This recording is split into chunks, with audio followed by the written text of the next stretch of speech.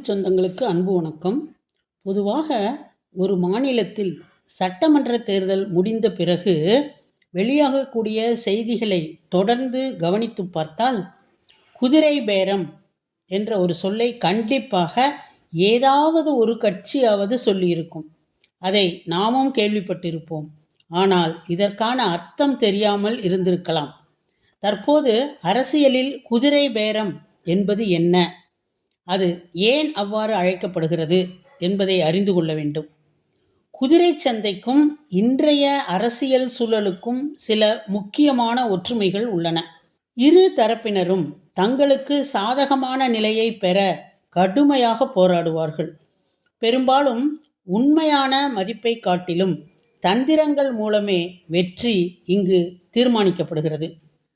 சந்தையில் குதிரையை விற்பவருக்கு பணம் தேவை, ஆனால் வாங்குபவருக்கோ குதிரை தேவை. அதே போல அரசியலில் ஒருவருக்கு பதவி தேவை, மற்றொருவருக்கு ஆதரவு தேவை.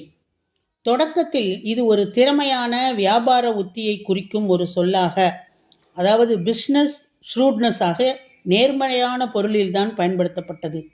ஆனால் காலப்போக்கில் அதன் பொருள் எவ்வாறு மாற்றம் கண்டது என்பதனை விரிவாக அறிந்து கொள்ள உங்களை அழைக்கிறது மௌனத்தின் சப்தங்கள். அரசியலில் அடிக்கடி கேட்கப்படும் ஒரு சொல்தான் இந்த குதிரை பேரம். ஆங்கிலத்தில் இதனை ஹார்ஸ் ட்ரேடிங் என்று சொல்வார்கள். பொதுவாக சட்டமன்றம் அல்லது பாராளுமன்றத்திற்கு ஒரு கட்சியின் எம்எல்ஏ, எம்பி பிரதிநிதிகளை ஆட்சி அமைப்பதற்கான பணம், பதவி, அமைச்சரவை அல்லது வாய்ப்பு மற்றும் பிற சலுகைகள் மூலம் ஆசை காட்டி தங்கள் கட்சிக்கு அவர்களை இழுப்பதே குதிரை பேரம் என்று அழைக்கப்படுகிறது. இந்த குதிரை பேரமானது ஆட்சி கவிழக்கூடிய தருவாயிலும் அல்லது ஆட்சி அமைக்க பிரதிநிதிகளின் தேவை ஏற்படக்கூடிய தருவாயிலும் நடத்தப்படுகிறது. இந்த குதிரை பேரம் என்னும் வார்த்தை 1820ஆம் ஆண்டிலிருந்தே பழக்கத்தில் இருந்து வருகிறது. முந்தைய காலத்தில் போக்குவரத்து, போர் என பல்வேறு விஷயங்களுக்கு அதிகம் பயன்படுத்தப்பட்ட விலங்கு குதிரைதான்.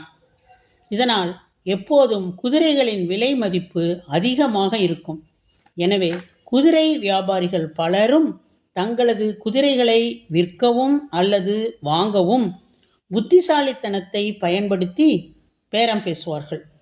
அதே சமயம் குதிரையை விற்பவர்கள் கழுதையை கூட குதிரை என்று சொல்லி விற்கும் அளவிற்கு குதிரை வர்த்தகத்தில் கைதேர்ந்தவர்களாக இருப்பார்கள். அதை போலவே மாற்று கட்சிகளின் எம்எல்ஏ அல்லது எம்பிக்களை தங்கள் கட்சிக்கு இழுப்பதற்காக புத்திசாலித்தனமாக அவர்கள் பேரம் பேசப்படுவதால் தான் இதனை அரசியலிலும் குதிரை பேரம் என்று அழைக்கிறார்கள். அரசியலமைப்பு ரீதியாக கட்சி மாறும் செயல் என்பது சட்ட விரோதமானது அல்ல. இருப்பினும் கட்சி மாறும் உறுப்பினர்களுக்கு பலன்களை வெகுமதியாக வழங்குவதுதான் குற்றமாக கருதப்படுகிறது. அதனை இது உள்ளடக்கி இருப்பதால் குதிரை பேரம் என்பது சட்ட ரீதியாக மட்டும் அல்ல, ஒழுக்க ரீதியாகவும் தவறானதாக கருதப்படுகிறது. இது ஏறக்குறைய லஞ்சம் கொடுப்பதற்கு சமம் என்று பலர் வாதிடுகின்றனர்.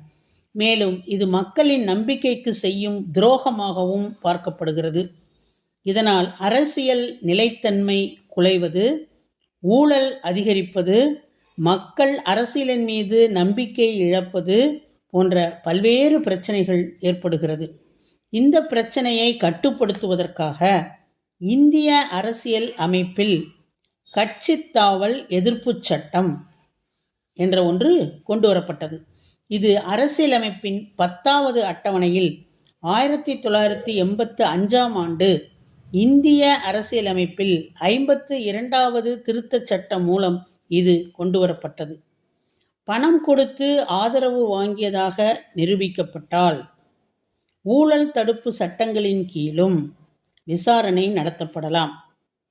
சட்டமன்ற இடங்களை இழத்தல், 6 ஆண்டுகளுக்கும் மேலான தகுதி இழப்பு அல்லது 1 முதல் 7 ஆண்டுகள் சிறை தண்டனையும் வழங்கப்படலாம்.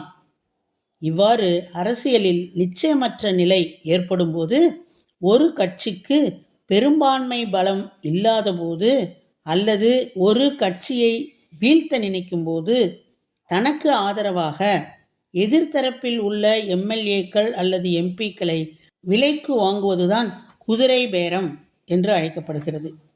விலை கொடுத்து மக்கள் பிரதிநிதிகளை வாங்கியிருப்பதாக கருதினால் குறிப்பிட்ட கட்சியின் பதவி பிரமாணத்தை ஆளுநர் தள்ளி வைக்கலாம். அதிகபட்சமாக குடியரசுத் தலைவர் ஆட்சியை நடைமுறைப்படுத்தும் அளவுக்கு ஆளுநரால் நடவடிக்கை எடுக்க முடியும் என்பது குறிப்பிடத்தக்கது. குதிரை பேரம் என்பது வெறும் அரசியல் வார்த்தை மட்டும் அல்ல, மக்களின் நம்பிக்கையை வாங்க முயற்சிக்கும் ஒரு அமைதியான அதிகாரபூர்வ விளையாட்டு ஆகும். இது அரசியல் தந்திரமாகவோ அல்லது ஜனநாயகத்துக்கு ஆபத்தாகவோ அமையலாம். சுருக்கமாக கூறினால், தார்மீக நெறிகளை தாண்டி சுய லாபத்திற்காகவோ அல்லது அதிகாரத்தை கைப்பற்றவோ மறைமுகமாக நடத்தப்படும் அரசியல் வியாபாரமே குதிரை பேரம் என்று அழைக்கப்படுகிறது. கால்நடை சந்தையில் மாடு, குதிரை போன்றவற்றின் விலையை சத்தமாக வெளியே சொல்ல மாட்டார்கள். விற்பவர்கள் கைகளை துணியால் மூடிக்கொண்டு விரல்களை நீட்டுவார்கள். வாங்குபவர்களும் துணிக்குள் கையை விட்டு அதனை எண்ணுவார்கள். பிறகு தனது விரலை துணிக்குள் மூடித்தான் கொடுக்க தயாராக இருக்கும் விலையினை காட்டுவார்கள். விற்பவர் இப்பொழுது துணிக்குள் கையை விட்டு எண்ண வேண்டும். இவ்வாறு மாறி மாறி பேரமானது ஓசையின்றி நடக்கும். அதுபோலவே அரசியலும் நடப்பதால் இப்பெயரினை பெற்றிருக்கலாம் என நம்பப்படுகிறது. விலை பேசுவது என்பதால் ஆடு, மாடு, கழுதை, பன்றி இவைகளையும் குறிப்பிடலாம்.